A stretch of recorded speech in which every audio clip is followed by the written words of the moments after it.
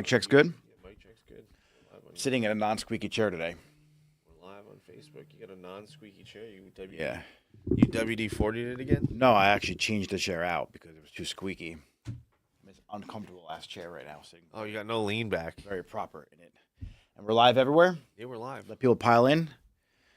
And we are live. Welcome to another episode of the Mirabella Mindset. Ladies and gentlemen, today we're going to talk about how to have $1 million salon. Some of the key metrics you need to know as a salon owner. This is like numbers, right?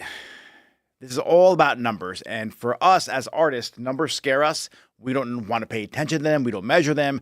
But unfortunately, as an owner of a business, numbers are a crucial part of growing your salon, supporting your staff, reinvesting to the company again, reinvesting to the salon. And if you don't know the numbers, then you can't grow the business. So they're really not that difficult. I'm a type of person, I don't like the numbers either. I didn't. It's scary sometimes. You're kind of just, you put your head down and you work and you just bust your ass to try and be as successful as you can. Then when you look up, you're like, oh, wow, I have a business or I'm about to go out of business. And that's not a way to run your salon. So let's talk about some different metrics you should be measuring as a salon owner. Number one, right, is going to be revenue per square foot. So before you open a salon, I want you to take a look at how big your space is, how many chairs you can have, and how much revenue you can actually generate from that space. Too many salon owners find a location that they love. It's like on the main strip. It has like good parking. It has like everything going for it, but the rent is astronomical. And the layout inside the square footage isn't really conducive to maximize the amount of chairs you can put in there or beds or whatever it is that you do. And you're going to have to truly be fully booked from day to night and charge an extraordinary amount of money in order to make it work.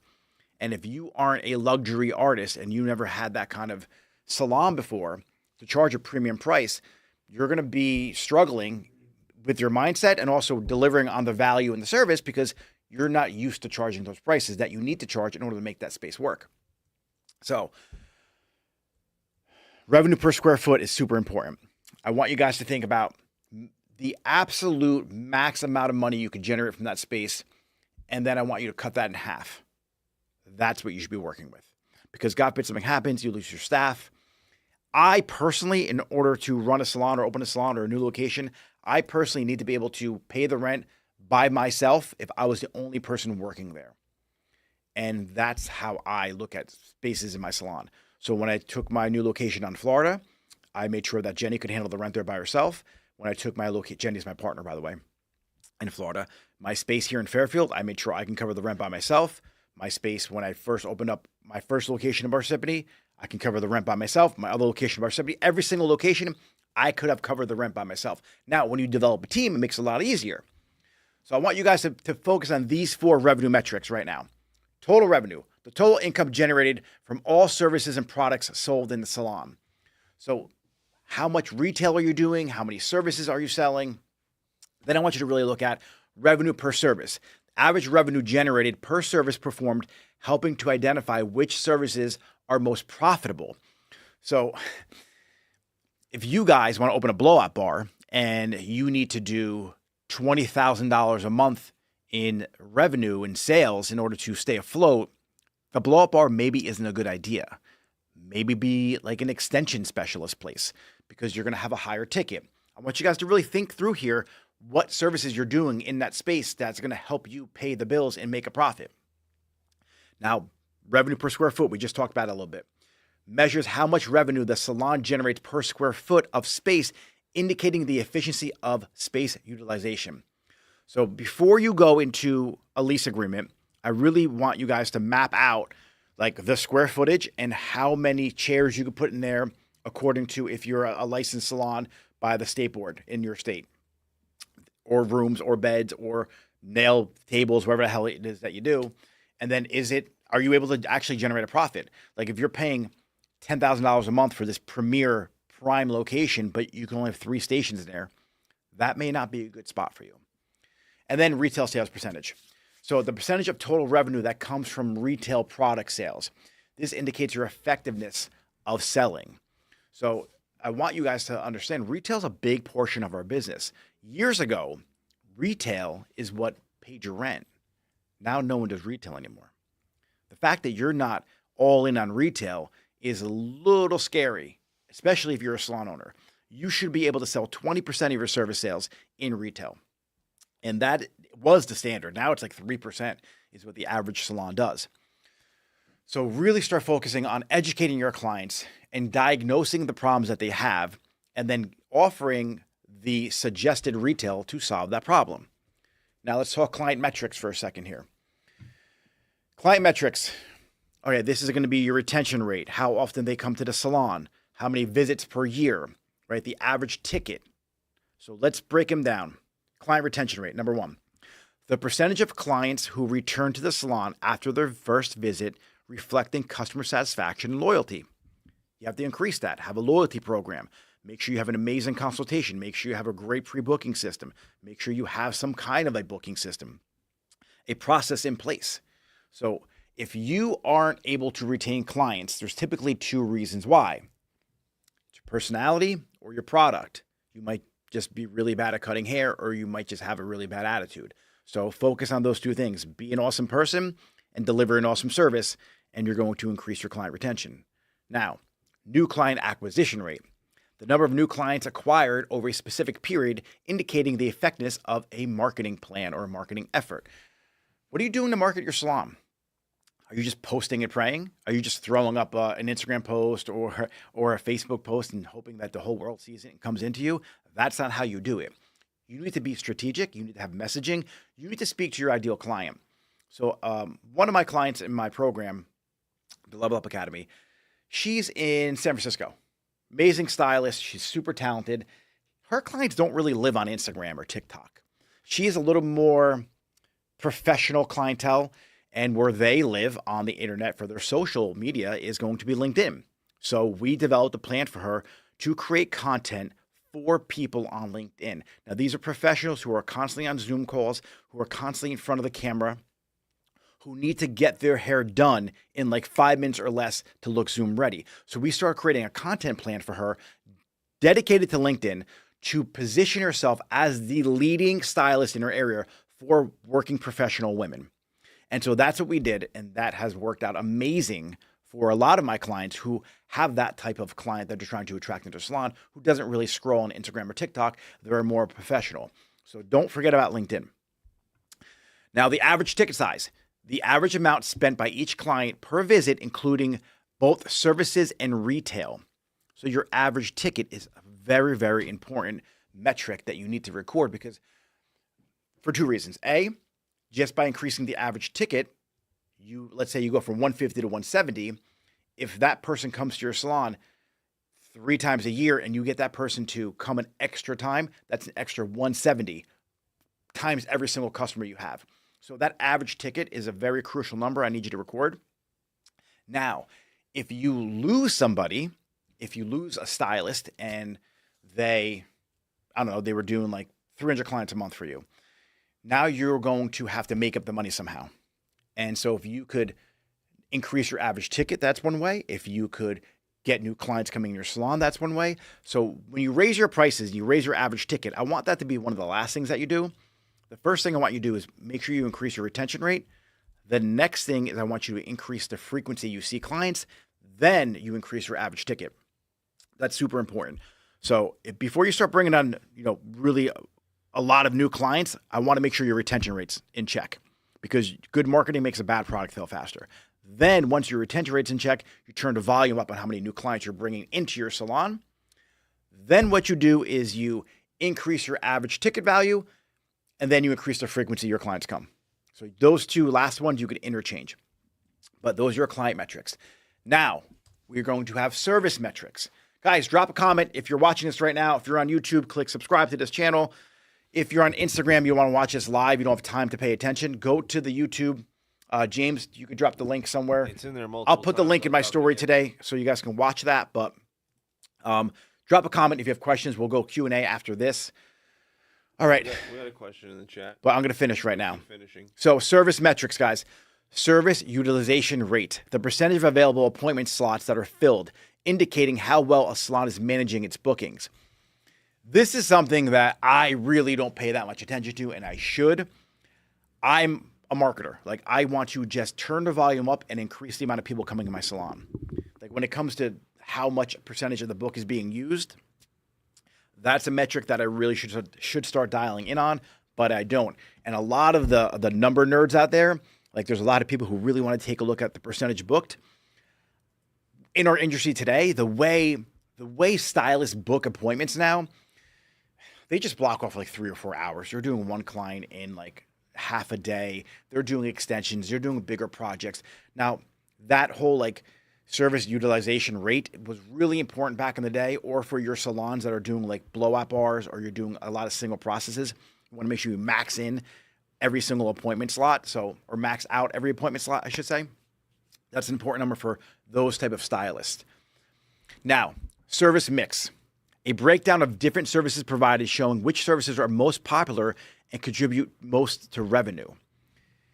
There's an 80-20 rule. Like 20% of your services provide 80% of your revenue.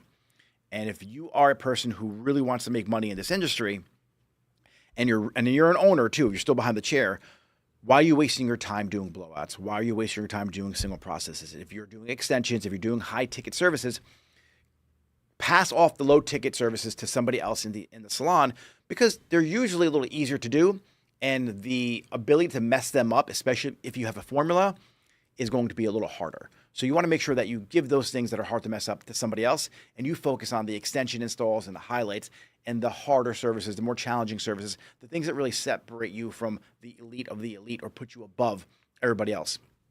I want you to focus more on those, and then give your team the rest of them so they develop the skills, and then they can start doing higher ticket services as well. And then the new people coming into the salon, you get the idea, right? All right, cool. Cancellation and no-show rate. The percentage of appointments that are canceled or not attended impacting overall revenue and efficiency. Again, this is something I don't really pay attention to because I power book, but you should pay attention to this. If you are that type of person that only books one client in a day or two clients in a day, and you have a high cancellation rate or no-show rate, well, guess what? You're not going to make any money because you only book 2 clients in a day. Half your book just canceled on you. This is why I don't really pay attention to it, is because I power book. I just tell people to come in whenever they can. If you ever worked in my salon, or you worked with me before, or you were one of my clients, you know I have like 4 or 5 people there. I don't downgrade my value. I'm selling the result. So it doesn't matter if I have 3 people there or 5 people there. The result that you get when you walk out my door is the same, whether I have 1 person in my salon or whether I have 5 people in my salon. So I sell the result. I don't sell my time. I don't sell hourly. But when it comes to like cancellations and no-shows, it's important to measure that metric. But for someone like myself, I have 12 people in a day. It doesn't hurt me as bad. So if you are the type of stylist that really only books 1 or 2 people a day, it's important that you have policies in place to help circumvent anyone canceling or no-showing. Now, owners, staff metrics. Here we go. Productivity rate. Now we're getting really nerdy here. The average revenue generated by each stylist or technician helping to elevate the staff's performance. So this is when you get really down into the numbers, right? And the average revenue generated by each stylist or technician. So where does that stylist fit into your salon? And this is important for owners. If you have a stylist that is generating a lot of your business in the salon and they leave to open up their own, what does that do for your bottom line? A lot of times you're afraid to fire somebody or let somebody go because, they are the biggest generator of income in your salon. But when you look at the numbers, right, the total revenue generated, but that revenue, you got to look at the profit, not just the gross number they're bringing in. How much are you profiting?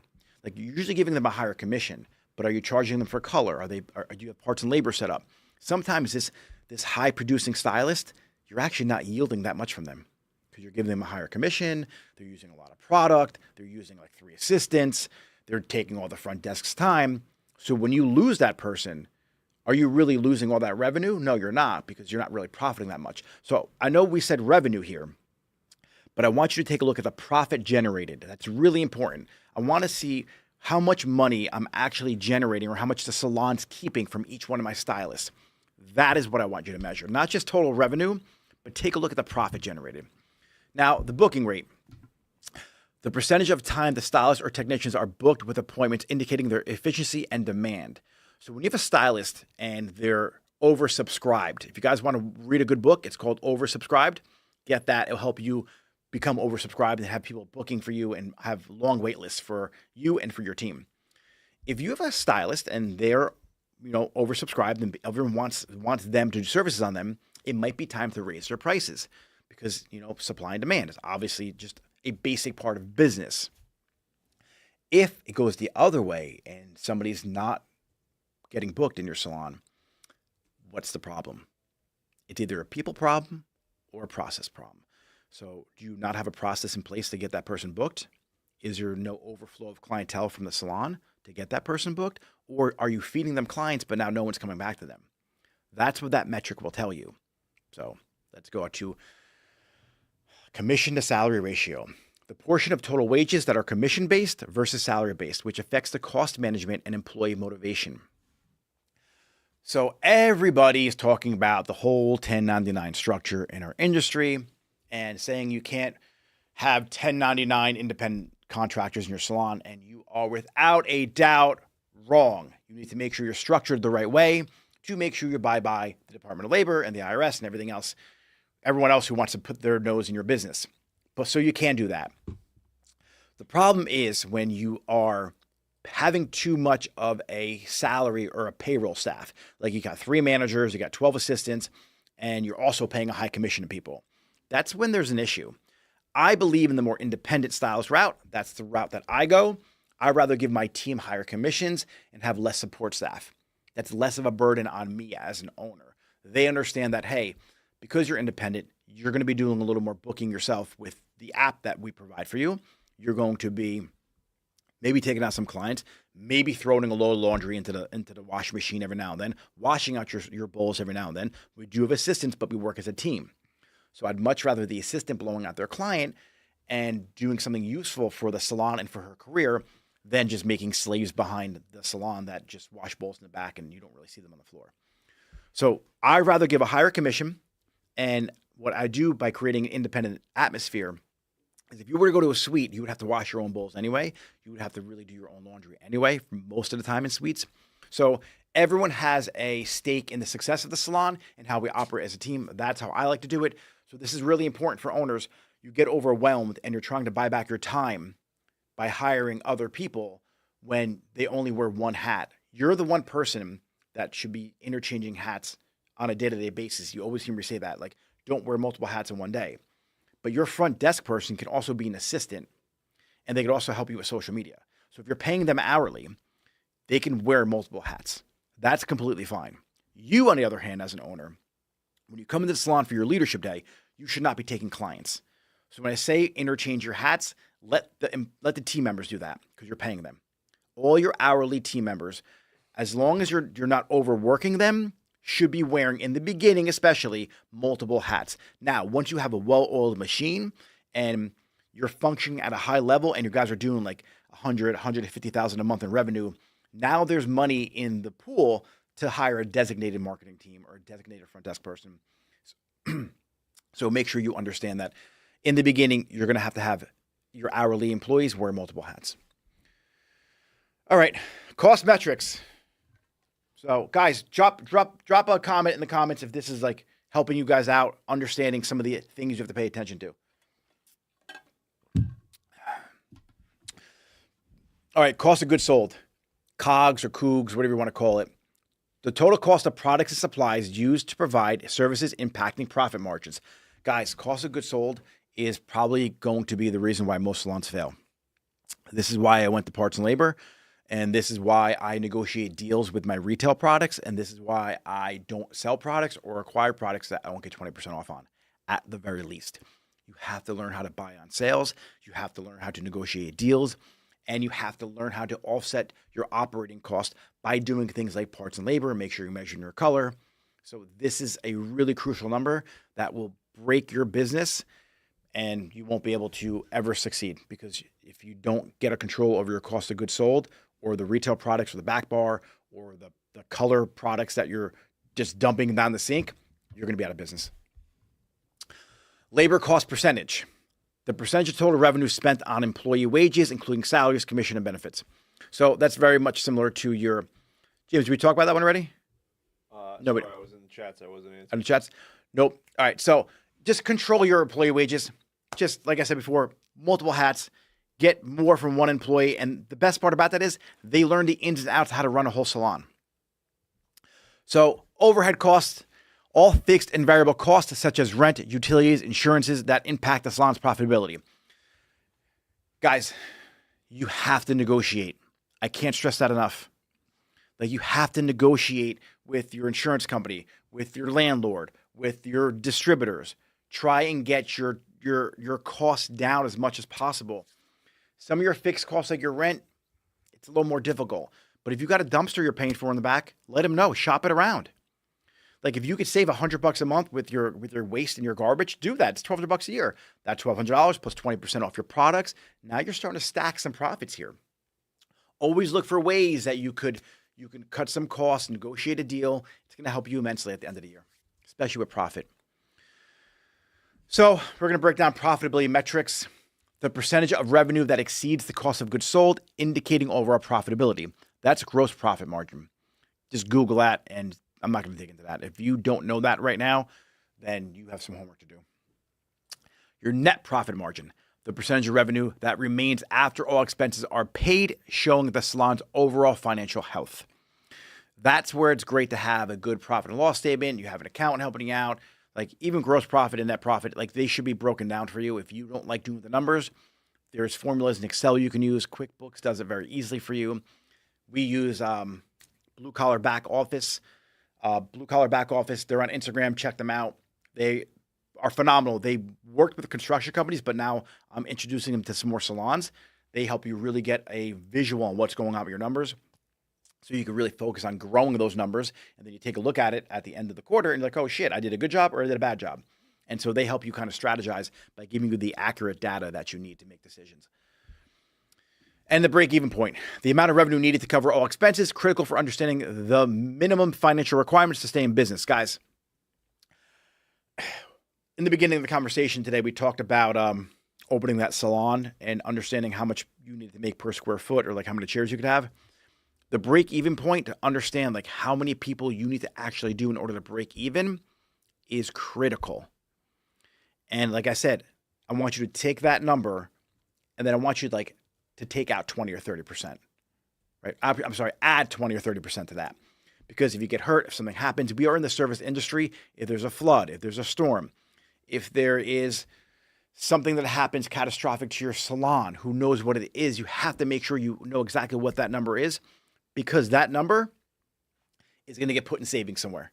So as you get the wheels turning, right, you're making some money, you're open for a couple months now, you hit the ground running, I need you to break a piece of that money, that profit off. And that break-even point, you want to have like 3 to 9 months of that break-even point saved up somewhere for in case. That's what that's for. That's what you use that number for. So that money's safe somewhere, and you know, God forbid something happens, you're good for 3 months, you're good for 6 months, you're good for 9 months. That's why you need to know that number. All right, customer satisfaction metrics. Honestly, Net Promoter Score, it's NPS. A measure of customer satisfaction, loyalty based on how likely clients are to recommend your salon to others. Guys, this is different than retention rate. And a lot of people don't understand this. The customer satisfaction score, or the Net Promoter Score, it's like just a technical term when it comes to like client satisfaction. Some of your best clients that you think are your best clients that always come back for the single process, for the haircut, for the whatever, may be your biggest deterrent of new clients. And let me explain. They may just not want to be inconvenienced with finding a new salon. They may have been unhappy with their haircut for the last 2 years or a year or whatever, 6 months. They may have been unhappy with their color, but they deal with it because the pain of looking for a new stylist isn't as great as the pain of dealing with the bad color or the haircut they're unhappy with. So when they're out and someone's like, hey, where do you get your hair done? And barber's like, oh, don't go to my guy because he always cuts my hair uneven, or I'm not really happy, I just don't have time to find a new stylist. Guess what? That client you think is your great client isn't your great client because they're not happy. So it's important that you always look at customer reviews. You always try and get feedback to make sure your customers are always satisfied. So just because they come back to your salon doesn't mean they're always satisfied. It's important you have those conversations to make sure that they're not actually deterring other people to come to your salon. And number 8, marketing metrics, guys. Return on investment, ROI for marketing campaigns. Measures the effectiveness of marketing efforts in bringing in new clients and increasing revenue. There's something called your cost per acquisition or your customer acquisition cost. The rest of the data above that I just spoke about, you need to understand those metrics in order to really have a good marketing campaign. Because if your average ticket per customer is, let's say, $150, and the average visit to the salon is 3 times a year, that's $450 you get from that client. And if you, let's say, give 50% commission on that, that's going to be $225.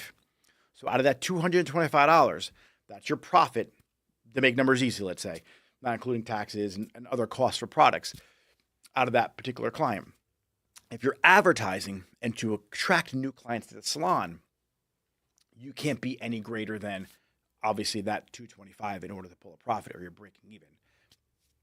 Let's cut that $225 in half. Let's make it an even $200 because you're going to throw color in there. So $200 you're working with. You can spend $100 to acquire new customers to your salon if they come back 4 times in a year, or 3 times in a year rather, and they spend an average ticket of $150, and you have $100 profit per customer. That's not really a good number. Let's cut that down. You have to figure out your exact cost. So all the metrics I gave you right above this in the beginning of the video, you have to get really dialed in on before you start marketing, because you want to really know what your customer acquisition cost is. So how much is your real profit? How much are you taking home after you pay the taxes, after you pay your front desk, after you pay for color? That's why I went over all those metrics, because you need to know those numbers in order to really run a profitable campaign. That's how you make money. Once you figure out those numbers and you figure out what your cost per acquisition is per client or per new customer to your salon, and you know that number, you could just turn a dial and literally print money. It's so easy. That's why I believe in having a Shopify store. It lowers that customer acquisition cost, because I attract new customers to my salon by selling them products within a 7-mile radius around my salon. If you want to learn more about that, shoot me a DM me the word Shopify. I'll break that down for you on a whole different conversation. And then your conversion rate, the percentage of potential clients who become paying clients after interacting with your salon's marketing. That's where email marketing comes in. That's where your Google ads, your Meta ads, your retargeting campaigns, all of that is important. But all of that doesn't make any sense to you. You can't scale it if you don't know the numbers. If you want a copy of this sheet, DM me the word metrics, and I'll send you a breakdown of everything I just covered today on this call. And literally, it's going to break down 100% all the numbers, everything we just talked about, so you can just go through this whole list. If you want help doing that, DM me the word grow, and I'll work with you, independently, how to really maximize any one of these numbers so you can grow and scale your salon and not struggle, not go broke, and be a hero for your family. So, James, jump into the questions right now, and we'll answer any questions people have. All right, so we got a couple. Let's scroll up.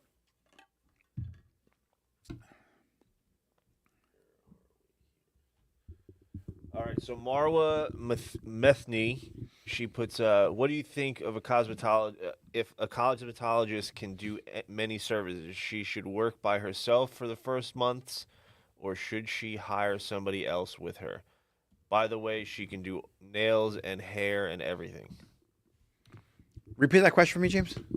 What do you think if a cosmetologist can do many services? Okay.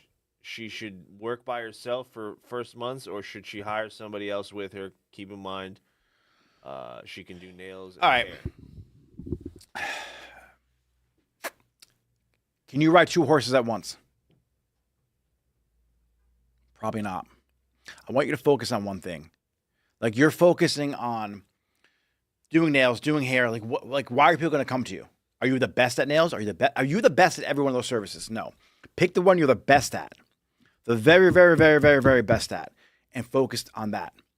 As a caveat to attracting those customers, what's next for you is if someone's in there like, oh, I got to get my nails done, you can be like, oh, I could do your nails real quick, while they earned your trust. But when people are on the outside and you're just starting out and they're looking at you and they're like, what does she do? Nails, hair, makeup, skincare? I don't know. I don't trust her. I want a specialist.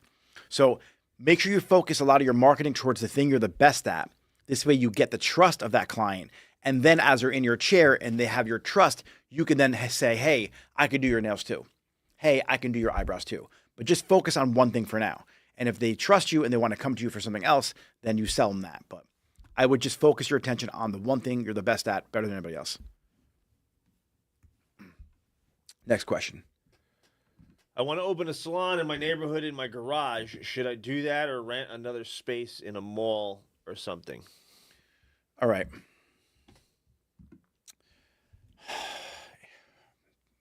In your garage, what kind of service do you want to provide in your garage? Are you going to build out that service in your garage? You're going to make it very unique. Are you going to make it pleasurable and enjoyable? My sister has a home salon. Like, it's off her garage downstairs. It's phenomenal. Like, it's great. She crushes it too. Like, she's more successful than most of the salon owners I talk to.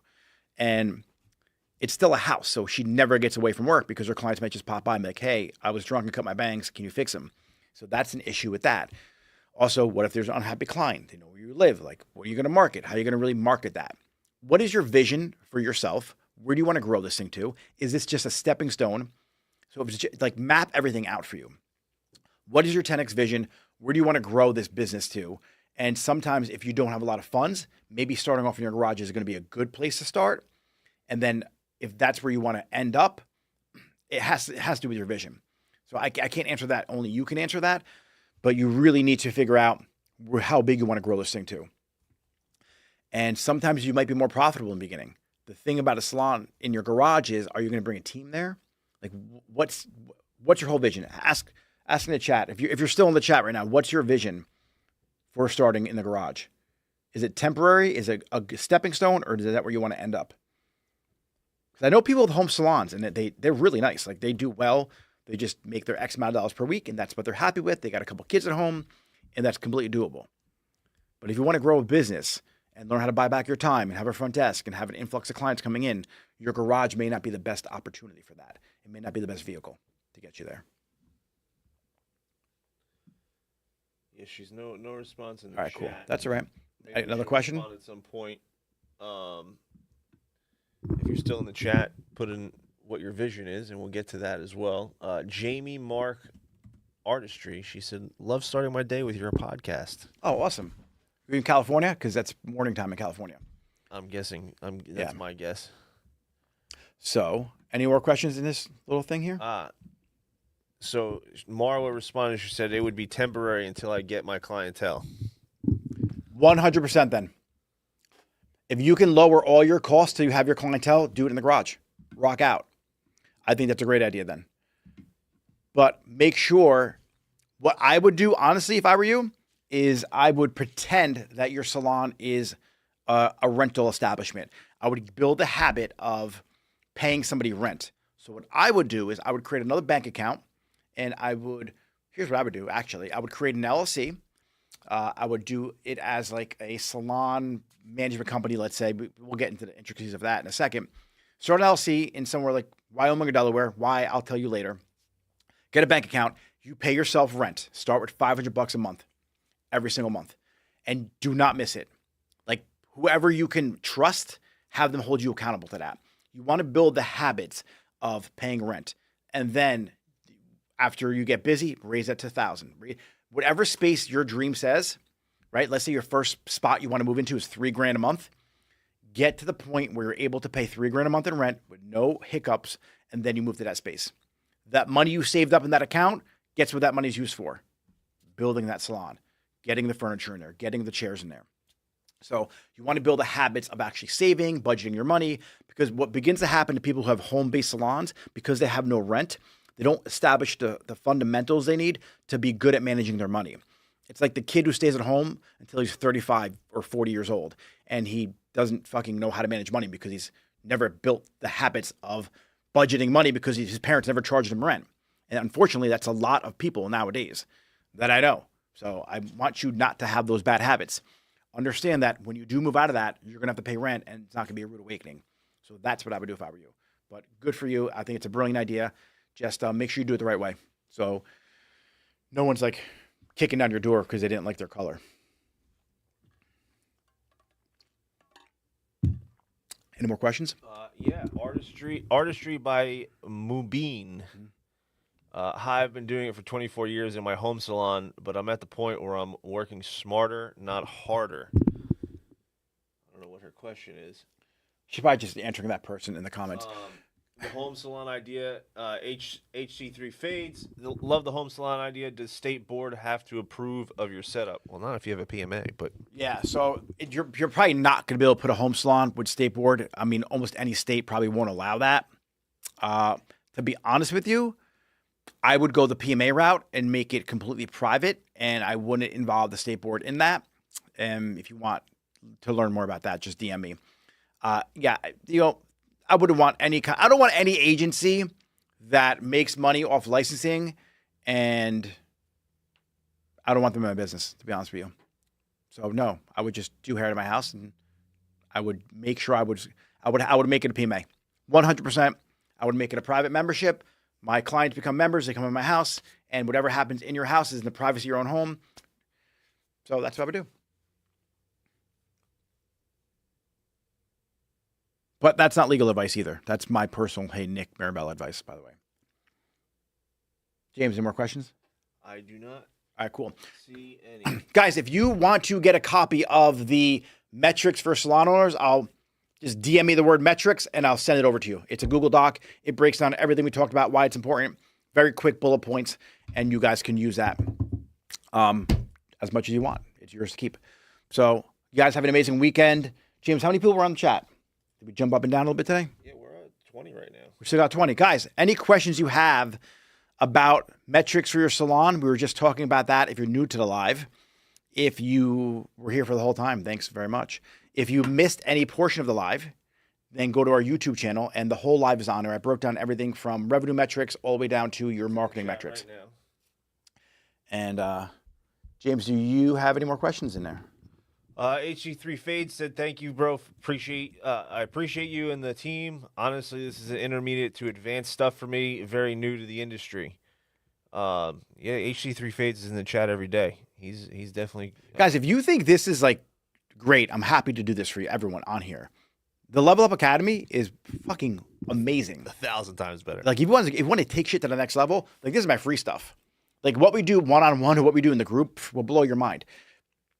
But I understand, like, hey, not everyone has the opportunities to get this information out there. There's so many coaches and salon owners and people out there that just gatekeep. I don't care. I don't filter. I know that 99% of people watching this aren't going to do one thing with these numbers. Trust me. I know that. That's fine. The point of a program is to hold people accountable. So this information is out there on Google. It's out there in the world. I just want to package it up for you to help you out. But if you're struggling as an owner, if you're struggling to build a clientele, that's your fault. That's your choice. You're making a decision to stay and struggle. Like, I work my ass off so I can put food on my table. And so many people just sit there wondering where your next client is going to come from. Like, you have call every person in your phone and see if they want to come get their hair done. Like, knock on every door. Go to every business in the area and say, hey, do you want to be a model? Like, there's no reason to be slow in your salon. There's no reason to not know how to market your salon. There's no reason not to know how to run Facebook ads or Google ads. Literally, we have YouTube. You can learn almost anything on YouTube. And to stack that, you have ChatGPT. And then to go one underneath all of that, you have Google. Like, there is like Neil Patel. There's Alex Hermosi. There's Scott Redgate. Who else is amazing out there on Gary Vaynerchuk, Cody Sanchez, John Maxwell for leadership. Who else is amazing? Has great YouTube channels out there. Guys, there's no shortage of information on how to organize your salon in a way that becomes profitable. So organize it. Get the numbers you need. Figure it out. Get the business acumen you need. Get the marketing acumen that you need. It's not that difficult. It really isn't hard. You guys are making it way harder than it needs to be. Just figure out what is the one thing that if you were to figure out and take action on, not the 50 things, just the one thing that would solve 80% of your problems. And for most of you, it's the clientele. But let me just preface that real quick. Make sure you're good at doing what you do. Like, make sure you confidently can say to people that you're the best at cutting hair or the best at coloring hair or the best at doing extensions or the best at doing makeup or the best at doing nails or the best at massage. I don't give a shit what it is. Make sure you are the best and you believe it and you're confident. Then Make sure you have a great personality. Those are the two things that you can control. Then what you do is become the best at marketing. If you do that, I promise you, you will have $1 million salon within 3 years. I promise you. If you do that every single day, just focus on being the best. You will 100% have $1 million salon. Now, think about what's that one thing you have to figure out. Like, what's that one thing you have to do? You have to master. After you've figured out, make sure you're the best at cutting hair, make sure you're the best with a personality. It's client attraction. It's recruiting. Like, if you are the best in the world, obviously at your craft, but attracting new clients, you'll never not be busy. So for those people out there who don't want to post on social media because you're afraid to talk on the camera, guess what? You're going to lose by the person who isn't afraid to talk on the camera. What do I talk about, Nick? I don't know. What do? Do you cut hair? Show people how great you are cutting hair and how you are going to fix their haircut, why their haircut doesn't lay right, why their color keeps fading, why they have a dry scalp, why, like answer all the questions of what your clients are frustrated with, and that positions you as an authority on what it is that you do. Just add value to every single post that you do on the internet. And eventually someone's going to watch it and be like, wow, I trust that person. I'm going to have them cut my hair. And then they're going to tell a friend, and their friends are going to tell a friend, and their friends are going to tell a friend, and their friends are going to share your post. And next thing you know, you're oversubscribed. So that's it for the podcast today, ladies and gentlemen. We got another question. Yeah? Shit. Yeah. Drop the question, James. Actually, I don't know what she's trying to say. It's not spelled correctly. It's all right. Artistry by Moonbeam. How do I break it to my clients about big price increase? I'm trying to build a niche market. When they're sitting in your chair, you let them know, I'm going to be raising my prices. Do you have an assistant? First off, get an assistant. Have the downsell for them, because like you raise your prices, but now there's nowhere for them to go. Like, what are you going to do? Have an assistant where you can now listen. I train this person. She's as good as me. I'm raising my prices to $200 a haircut. She's going to be $75. So if you want, I trained her. She's awesome. She's phenomenal. I'll still be in the salon. But my prices have to go up to $200 because I have big goals now, and that's what I decided to do. And so they're either going to pay the prices for you, or they're going to go to your apprentice or whoever you put beneath you in terms of level-wise, price-wise with haircuts. And if they don't do that, they're going to go somewhere else, and either they're going to be happy or unhappy. So the best part is if they're unhappy, they come back to you and pay your price, or they pay your assistant's price. And if they were happy, then you lose them. But either way, it leaves room for more clients to come to you at that higher price, and you give them something to go to that shows like, hey, I care about you. I've been training this person for the last 3 years because I've been thinking about making this decision, and I'm going to be here. And I completely respect the fact that if that's out of your budget, I know. So that's why I have this person working on my team now to make sure you're taken care of. That's what I would do. Cool. I don't have any other questions. All right, guys. If you want the metrics for salon owners, DM me the word metrics. I'll send it over to you. And everyone have a great weekend.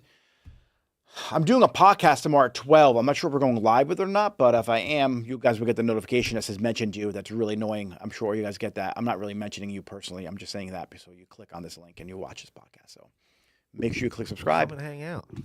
And you guys can make fun of James as much as you want. Thanks for watching live today, everyone. Have a great weekend. God bless you, and have a great day.